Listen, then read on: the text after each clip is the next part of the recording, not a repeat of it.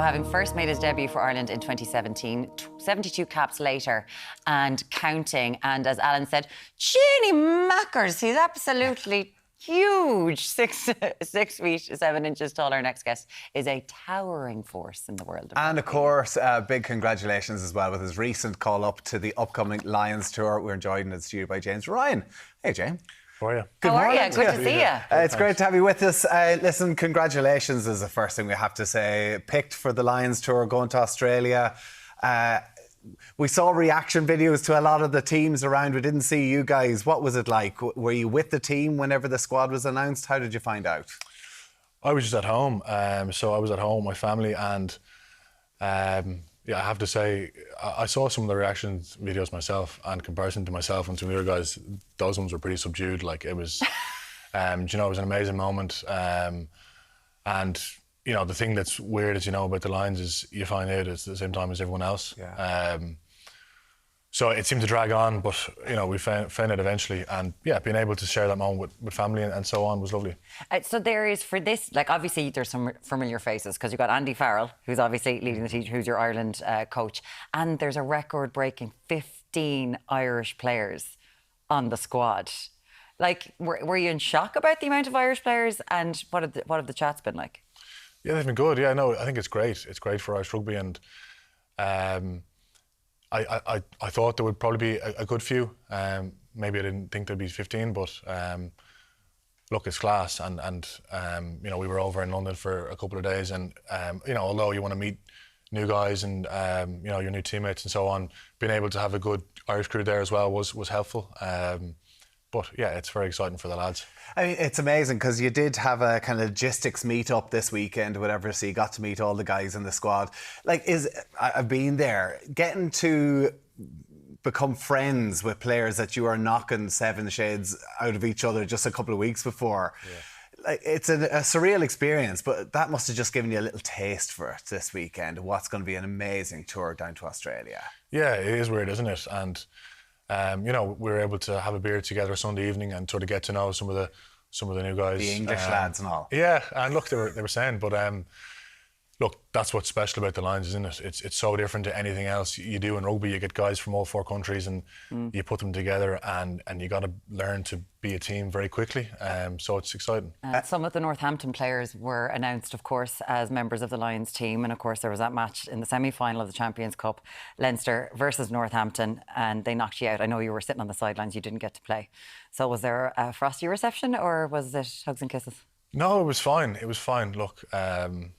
They seem like good lads, and look, we're all professional now, and we got to build a team together pretty quickly. So I think the big thing about, you know, that kind of thing is you got to leave those sort of rivalries at the door and build that cohesion, because, you know, what is there, 10 games or something like that in the space of 5 weeks? You know, you literally can't waste a day.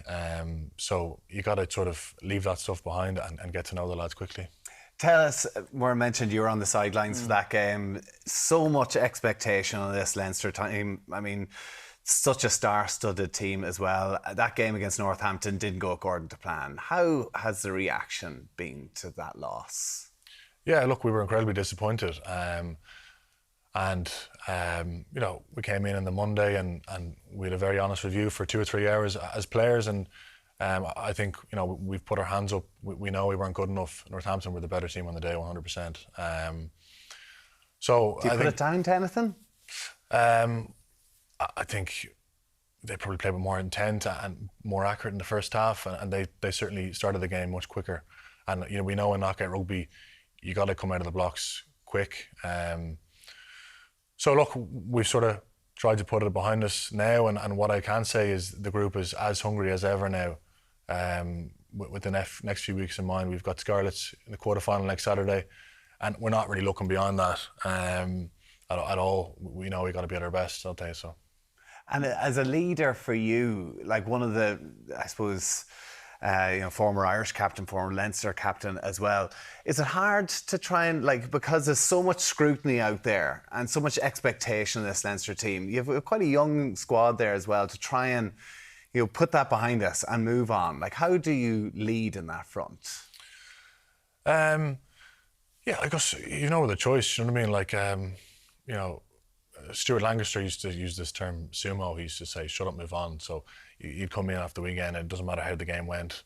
You'd review it honestly and be open about things, but it would get to a point where you need to sumo things and move on, you know, that kind of way. So, look, we are at the cutting edge of rugby, and games at this time of the year mean a lot more, and that goes both ways. So it is what it is. You know, we were obviously very disappointed. We just got to move on now. Mm-hmm. And as you said, you've got Scarlets coming up in the URC. There is still competitive rugby that is happening. The pressure to bring home silverware to Leinster, it's huge.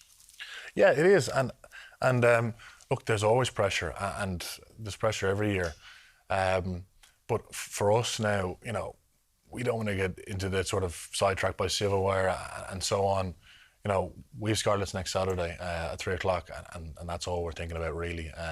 What happens after that will go from Monday. But, you know, when it comes to knockout rugby, anything can happen. So we've got to be at our very best for Scarlets. You could be a politician. Well, that's what I was going to say. If he wasn't 6'7" and an absolute machine on the rugby pitch, you could have been going down a different path. I mean, you've a real interest in. I think you studied UCD. Is it history and politics as well? Yes. I know sometimes you've spoken in front of the Irish team about this. Have you a real love? Do you think could this be a life after rugby?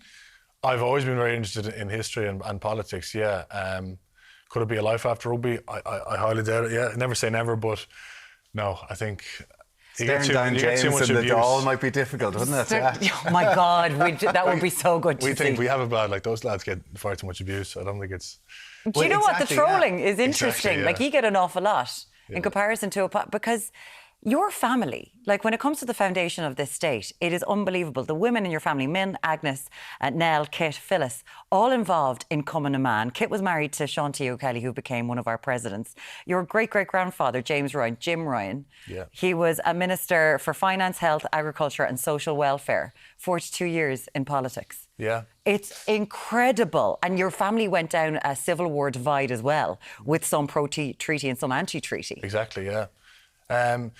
Yeah, I think that was probably what sparked my interest in history at a young age, was sort of listening to those stories and so on. And yeah, it was 12 children in the family from Wexford, and no less than 5 took part in sort of Republican nationalist activities. So there was obviously Jim Ryan, who was in the GPO in 1916, fought in the War of Independence. And as you said, his sisters were, you know, arguably more impressive. They were coming and one activists, Irish speakers.